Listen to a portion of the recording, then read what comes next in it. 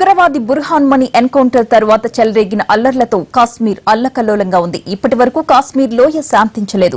ఆందోళనకారుల విధ్వంసం, పోలీసుల చర్యల్లో 20 మందికి పైగా ప్రాణాలు కోల్పోయారు. కాశ్మీర్లో తాజా పరిస్థితిని ఎన్టీవీ ఎక్స్క్లూజివ్ గా అందిస్తోంది. Suresh, over to you. Srinagar లోయలో శాంతి భద్రతలపై ప్రధాని Narendra Modi cabinet committee on సెక్యూరిటీని ఇవాళ నిర్వహించబోతున్నారు. కశ్మీర్ లోయలో ఉన్న 10 జిల్లాల్లో శాంతియుత వాతావరణం నెలకొల్పడమే లక్ష్యంగా రాష్ట్ర ప్రభుత్వ సహకారంతో కేంద్ర సర్కారు పూర్తిస్థాయిలో చర్చలు జరుపుతోంది.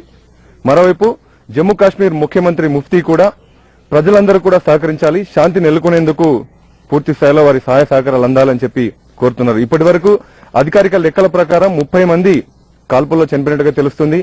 మరోవైపు పూర్తిస్థాయిలో ఈ మనీకి సంబంధించినటువంటి సానుభూతి పరులు, ఆయనకు మద్దతుగా ఉండేవారు పూర్తి స్థాయిలో పోలీసులతో ఇప్పటికీ ఇంకా గందరగోళ పరిస్థితులు, ఆందోళన నెలకొల్పుతుండటంతో తీవ్ర ఇబ్బందులు శ్రీనగర్, ఇటు పరిసర ప్రాంతాలు, అమర్నాథ్ యాత్రకు వెళ్లేటువంటి యాత్రికులకు తీవ్ర ఇబ్బందులను కలిగిస్తున్నాయి.